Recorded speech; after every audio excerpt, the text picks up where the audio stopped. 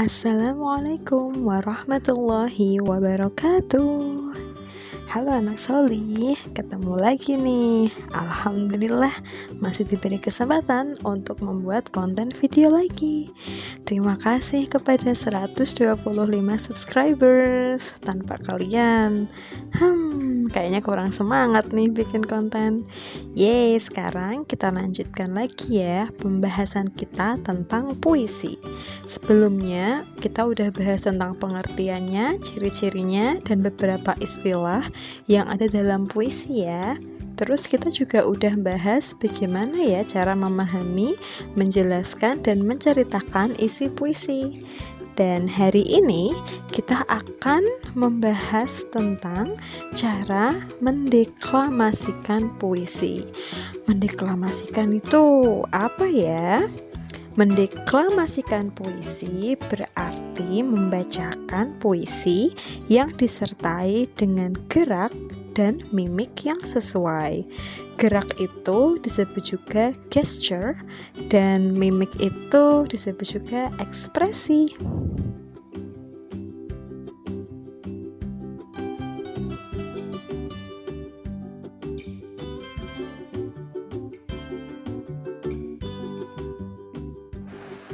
Langkah pertama untuk mendeklamasikan puisi adalah memahami isi puisinya terlebih dahulu. Kenapa harus difahami? Karena ketika nanti mendeklamasikan puisi, kalian harus mengerti makna yang terkandung dalam puisi tersebut. Jadi nanti ekspresi yang kalian munculkan dan juga gesture atau gerak yang kalian tunjukkan itu sesuai dengan isi yang ada dalam puisi tersebut.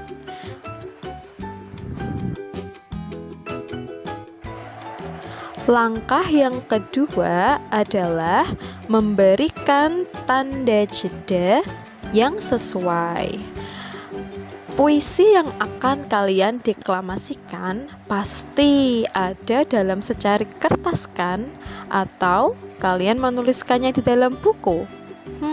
Sama saja sih. Intinya kalian pasti menuliskan puisi tersebut kan? Nah, untuk memudahkan kalian dalam mendeklamasikan puisi nanti, silahkan kalian beri tanda jeda pada puisi yang sudah kalian tulis tersebut. Sebagai informasi nih, tanda jeda itu ada 3 jenis. Yang pertama adalah tanda jeda yang ditulis dengan 1 garis miring. Nah, tanda jeda ini fungsinya sama seperti koma. Jadi nanti kalian berhenti sejenak untuk mengambil nafas. Kemudian yang kedua adalah tanda jeda yang ditulis dengan 2 garis miring. Fungsi tanda ini adalah seperti titik.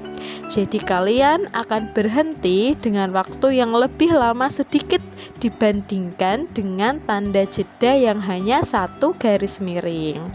Dan yang ketiga adalah tanda jeda yang ditulis dengan 3 garis miring. Tanda ini biasanya ditulis di akhir bagian puisi. Yang paling terakhir ya, bait terakhir, baris terakhir yang menggunakan tanda ini. Biar lebih jelas, kalian bisa melihat contoh puisi yang sudah diberi jeda di gambar ini ya. Boleh banget loh dibaca, kemudian difahami penggunaan tanda jedanya seperti ini kira-kira.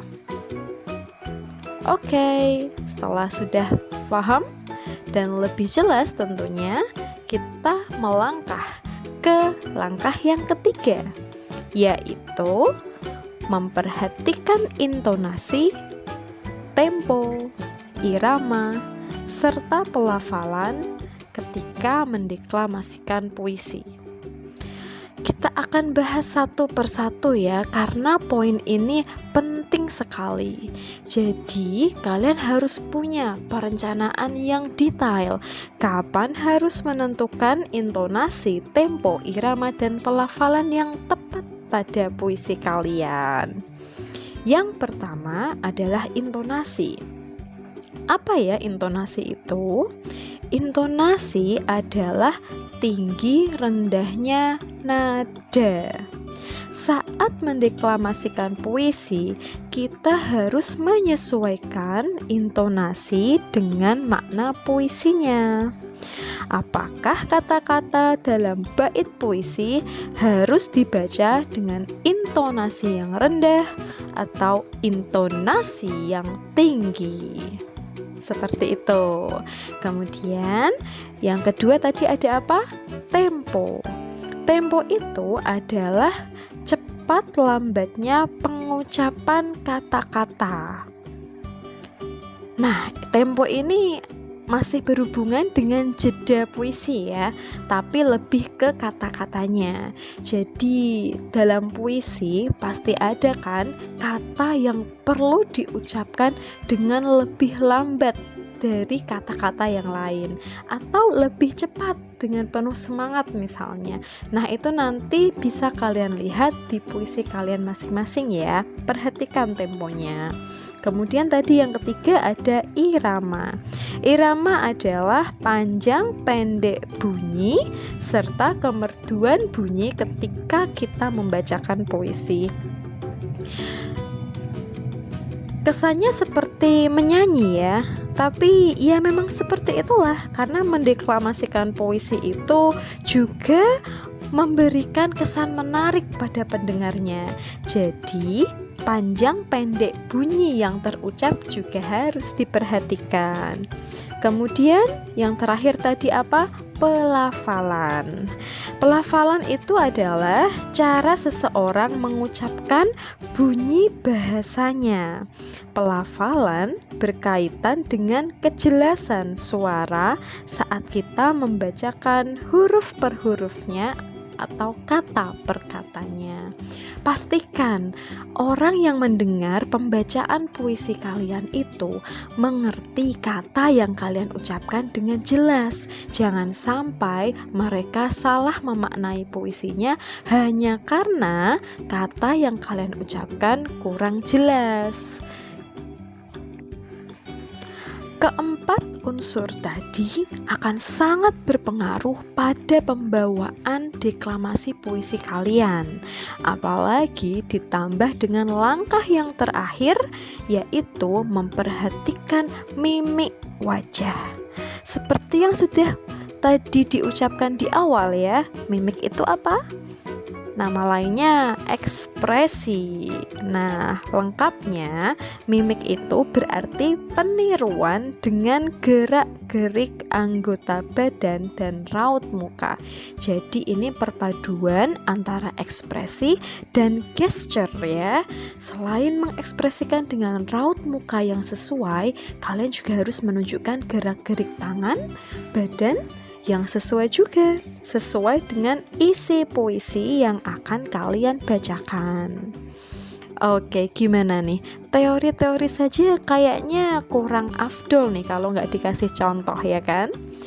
Baiklah, setelah ini kita akan saksikan beberapa pembawaan deklamasi puisi yang telah dilakukan oleh beberapa murid yang solih dan solihah. Disimak ya.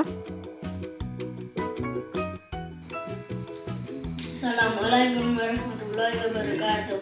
Ayah dan bunda, Maria Noval anak. Engkau selalu ada untukku. Engkau bagai malaikat bagiku. Engkau bagai sahabatku. Engkau bagai pelindungku. Oh ayah dan bundaku, menemani dalam suka dukaku, menemani dalam ceriaku, membimbing dan mengajariku. Ketulusan dan kasih sayangmu membuat aku bangga jadi anakmu. Dosamu takkan pernah terbalas olehku, namun aku akan berusaha menjadi kebanggaanmu. Wassalamualaikum warahmatullahi wabarakatuh.